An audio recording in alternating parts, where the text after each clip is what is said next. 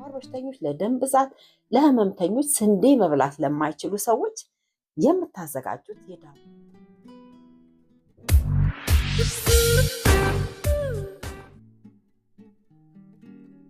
እንግዲህ እዚህ ጋር እንደምታዩት የመጀመሪያው ግብአት ኩና የሚባለው እዚህ ጋር የምታዩት እንደዚህ ህንድ ሱቅ ውስጥ ታገኙታላችሁ። እዚህ ያገኘሁት ይሄ ነው። ሚክስድ የሆነውን ነው። ብራውን እና ነጩን ሚክስ የሆነ ኩና ይባላል።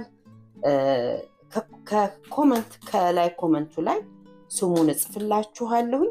በአማርኛ ግን ምን እንደሚባል አላውቅም። ኢትዮጵያ ውስጥም ሊኖር ይችላል ብዬ አስባለሁ። ይሄ እንግዲህ በጣም ለጤና የሚጠቅም በዚህ ብዙ ነገር ሰርቻለሁ። ከዚህ በፊትም በቪዲዮዬ ምግብ የሰራሁት እንጀራ ምናምን ይጋገርኩበት አለ። እዛ ቪዲዮ ውስጥ ማየት ትችላላችሁ። ይሄንን አሁን የተጠቀምኩት እንግዲህ አንድ ሲኒ ልብ አድርጎ አንድ ሲኒ ኩና። ይሄንን እፈጨዋለሁ። እንግዲህ እንደምታዩት በቡና መፍጫዬ ነው የፈጨሁት። ያው ብዙ ይኸው እንደዚህ ኩናውን እንፈጨዋለን። እንግዲህ በቡና ሙቀጫዬ ስለሆነ 2 ጊዜ ነው የፈጨሁት። አንዱን ካፕ ማለት ነው። ይኸው እንደዚህ በተቻላችሁ መጠን ድቅቅ ብታረጉት ጥሩ ነው። ይኸው አሁን በመቀጠል ሁለተኛ ደግሞ የምጨምረው ይሄ ደግሞ በሁለተኛ ደረጃ ደግሞ የምጨምረው ሶሞሊና የሚባለው የበቆሎ ዱቄት። በቆሎ እንደምታውቁት ጥንካሬ የሚሰጥ ለጤናም አንዳንድ ጊዜ በቆሎን ሚክስ እያደረግን ብንመገብ ጥሩ ነው። ከስንዴ ውጪ እንግዲህ ዛሬ የምንጋገረው ዳቦ ከስንዴ ውጪ የሆነ ነው። አሁን እዚህ ጋር የምታዩት አንድ ሲኒ የበቆሎን ዱቄት እደባልቃለሁ። ከዛ በመቀጠል የአጃ ዱቄት አመጣለሁ። የአጃው ዱቄት በአጋጣሚ አጃው ያለኝ እንዲህ ሽርክት ያለው አጃ ነውና ይሄንንም የአጃውን እፈጨዋለሁ። በቡና መፍጫዬ ፍጭት አደርገዋለሁ። 1 ካፕ ማለት ነው። ይኸው እንግዲህ አጃውንም ድቅቅ አድርጌ ፈጨሁት።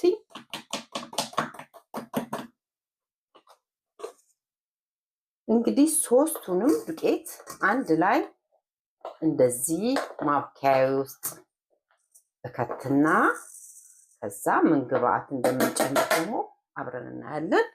በመጀመሪያ ግን ሶስቱን ግብአት እናዋህደዋለን፣ እናደባልቀዋለን።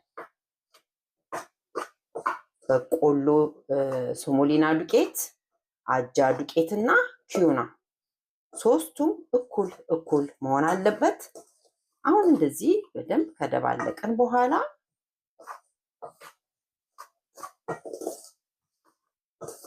ከዛ የምንጨምረውን ሌላውን ግብአት ደግሞ እንጨምራለን። እንግዲህ ዳቦ ውስጥ የምጠቀመው ቅመም እዚህ ጋር የምታዩት ጥቁር አዝሙድ 1 የሾርባ ማንኪያ፣ እንዲሁም ነጭ አዝሙድ 1 የሾርባ ማንኪያ፣ እንዲሁም ደግሞ የድንብላል ፍሬ 1 የሾርባ ማንኪያ። አሁን እነዚህን ቅመሞች በደንብ አድርጌ እፈጨዋለሁ። ማድቀቅ አለብኝ። ያደቀኩትን ጥቁር አዝሙድ፣ ነጭ አዝሙድ እንዲሁም ደግሞ የድንብላል ፍሬ ይኸው ፈጭቼ በእንደዚህ መልኩ ጨምሬያለሁ። አሁን የሚቀጥለውን ግብአት ደግሞ እናያለን። ሩብ የሻይ ማንኪያ ጨው እንዳስፈላጊነቱ፣ እንዲሁም ደግሞ ማጣፈጫ ስኳርን የምትጠቀሙ ስኳርን ማጨመር ትችላላችሁ። እነዚህን ነገሮች ከጨመርን በኋላ እንደባልቀዋለን። ድብልቅ ካደረግነው በኋላ እንዲዋሃድ ቅመሙና ዱቄቱ እንዲዋሃድ ማለት ነው። በደንብ ከደባለቅን በኋላ በመቀጠል እዚህ ጋር ዘይት ጨምራለሁ። ዘይት 2 የሾርባ ማንኪያ የሚሆን ዘይት ወይም 1 የሾርባ ማንኪያ ይበቃል እንጨምራለን። እዚህ ጋር የምታዩት የዳቦ የፈረንጅ እርሾ አለኝ። 1 ይበቃኛል። ዱቄቴ ትንሽ ስለሆነ 1 የዳቦ ማብኪያ እርሾ ተጠቅሜያለሁ። የእንጀራ እርሾ ካላችሁ የጤፍ እርሾ ደግሞ በጣም ያጣፍጠዋል። አሁን እነዚህ ነገሮች እንግዲህ አንድ ጊዜ ለብ ባለ ውሃ በጣም ያልሞቀ እንዲህ ለብ ያለ ውሃ እናቦከዋለን።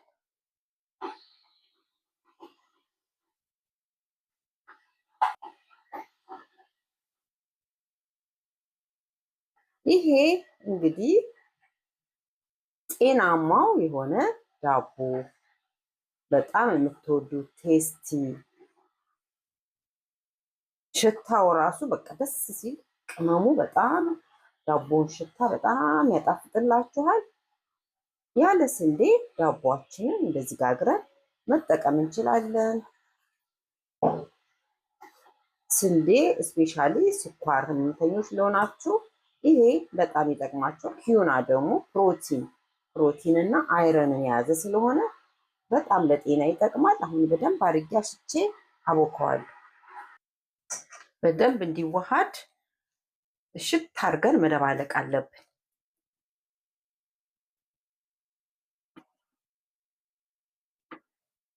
አያችሁት?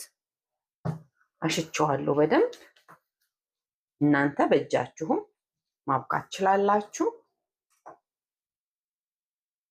እርሾውን ግን በጥብጣችሁ በውሃ መጨመር ትችላላችሁ። እኔ በአጋጣሚ እርሾውን ዝም ብዬ ነው የጨመርኩት። ስለዚህ እርሾ በደንብ እንዲዋሃድልኝ በደንብ አድርጌ አሸዋለሁ።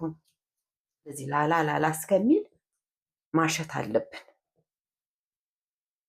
ዳቦ ፍርፍር ብሎ ቆንጆ ዳቦ ይወጣዋል። መጠኑን ደግሞ እናንተ ለምሳሌ እንደዚሁ 2 ኩባያ 3 ኩባያ እያደረጋችሁ መጠኑን ትልቅ ዳቦ ማድረግ ትችላላችሁ። ግን እንደነገርኳችሁ እህሉ እኩል መሆን ያለበት። ትንሽ ውሃ ጠብ እያደረኩ ላላ እንዲል አደርገዋለሁኝ እንዳይደርቅ ዳቦ ማለት ነው። ራሱ የሚያምር ከለር ነው ያለው። እኔ ቤተሰቦቼ በጣም ወደነዋል። ሰሞኑን ይሄን ዳቦ ነው እየበላን ያለ ነው። ደስ የሚል ዳቦ ብትፈልጉ ለቁርስ ብትፈልጉ ራሱ ከወጥ ነገሮች ጋር ራሱ ማባያ ማድረግ ትችላላችሁ። ልጆችም ይወዱታል። ጤናማውን ዳቦ በቤታችን ሁል ጊዜ እንደዚህ ማዘጋጀት እንችላለን ወገኖቼ። ብዙ የዳቦ አይነቶችን ጋግሬያለሁ ታውቃላችሁ። ዩቲዩብ ቪዲዮዎች ብዙ የዳቦ አይነቶች አሉ። ይሄ ደግሞ ለየት ያለ በጣም የወደድኩት ዳቦ ነው። በደንብ ማሸት አለባችሁ። እንደዚህ አብኩቼ ከጨረስኩ በኋላ ደንብ ኩፍልልን እንደዚህ ክድን አድርገን ከ30 ከ40 ደቂቃ በኋላ ተመልሰን እናየዋለን።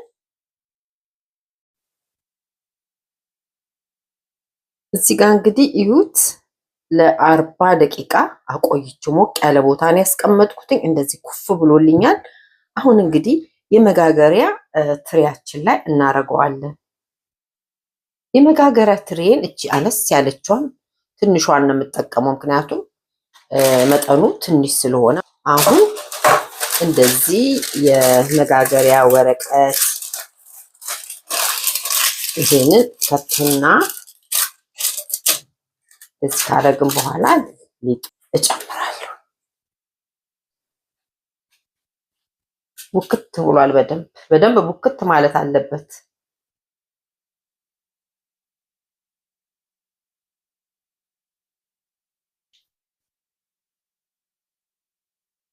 እንደነገርኳችሁ መጠኑን የማብዛት የማሳነስ የእናንተ ፋንታ ነው። ዱቄቱን ብቻ እኩል ማድረግ ነው እንጂ መጠኑን እንደፈለጋችሁ ማብዛት ይቻላል። ትልቅ ዳቦ ለመጋገር ብትፈልጉ 1 ኪሎ እኩል ማድረግ ትችላላችሁ። አሁን ይሄን ደግሞ እዚህ ጋር ደግሞ እንደዚህ አድርጌ ይሄ ራሱ እዚህ ላይ ኩፍ እንዲልልኝ አደርገዋለሁ። እዚህም ትሪው ላይ ኩፍ ማለት አለበት። ልብ አድርጉ። መልኩ እንዲያምርላችሁ ዘይት መቀባት ትችላላችሁ፣ ወይ ደግሞ ከበሰለም በኋላ ኦሊቭ ኦይልን መቀባት ይቻላል። ጾም ካልሆነ ደግሞ እንቁላል ከላይ እንቁላል ብትቀቡት መልኩ ከላይ ቆንጆ ከለር ይኖረዋል ማለት ነው። አሁን ይሄ ኩፍ እስኪልልኝ ደግሞ ለ30 ደቂቃ እቆያለሁ ማለት ነው። መክደን አለባችሁ ኦቨናችሁን። እስከዛ በ180 ዲግሪ እናሞቀዋለን። ይሄ ኩፍ እስከሚል ኦቨኑ መሞቅ አለበት መጀመሪያ።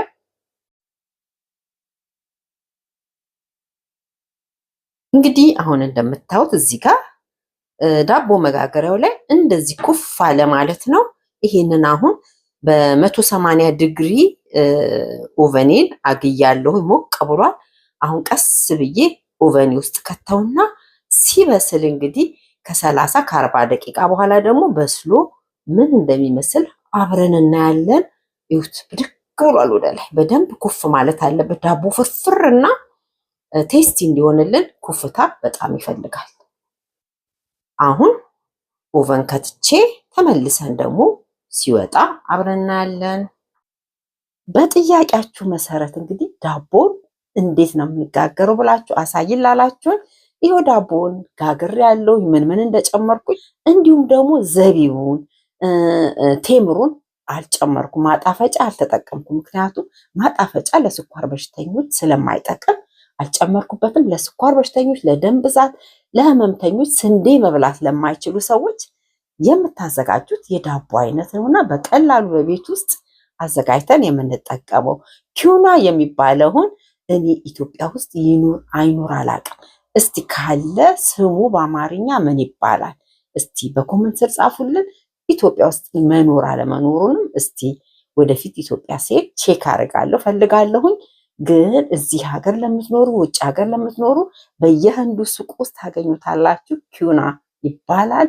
ከዚህ በፊትም እንጀራ ውስጥ ጨምሬ ጋግሬ በእንጀራ አይታችኋል ቪዲዮ። እንዲሁም ደግሞ ብዙ የዳቦ አይነቶች በጄሪቲ ውስጥ የዳቦ አይነት ነው የምታዩት። የምስር ሳይቀር ዳቦ ጋግሬ ያለሁኝ። ገብታችሁ ዳቦ አይነቶችን ማየት ትችላላችሁ። ይሄን ዳቦ ግን በጣም ተወዱታላችሁ። ቴስቲ የሚጣፍጥ የዳቦ አይነት ነውና ኦቨኒ ውስጥ አሁን እየሸተተ ነው ቤቱ። ስሜሉ ራሱ እየመጣ ነው። ቅመሙ ምኑ በጣም ደስ የሚል ለክረምት የሚሆን የዳቦ አይነት ነውና ጋግራችሁ ቀመሱት። አሁን ወደ ኦቨኒ ሄጄ ዳቦውን አውጥቼ ደግሞ ምን እንደሚመስል አብረን እናያለን። እስከ መጨረሻው በስሎ ወጥቷል።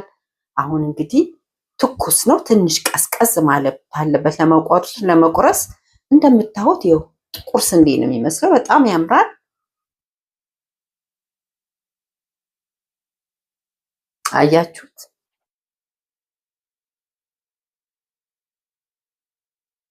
ዋው እንዴት እንደሚያምር ሽታው! ቤቱ ሁሉ በቃ በራፉ ሁሉ ውጭ ሁሉ ነው በቃ ዳቦ የሚሸተው። የቅመሙ እዚህ የነጭ አዝሙዱ፣ የጥቁር አዝሙዱ፣ የድንብላሉ ውህድ በጣም ነው ቴስቲ ያደረገው።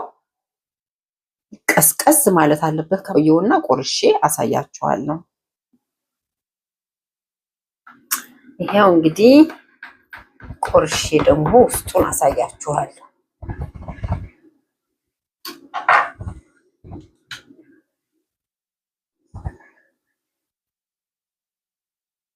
ቤት ውስጥ ትኩስን ራሱ ቤት ውስጥ እንዴት እንደሚያምር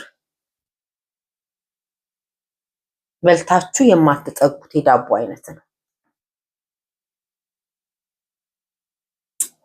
ይሁት እንግዲህ ፍርፍር የሚል የምትወዱት አይነት የዳቦ አይነት ነው። ይሄንን እንግዲህ ከትኩስ ሻይ ከትኩስ ቡና ጋራ አስባችሁታል እንዴት እንደሚጣፍጥ።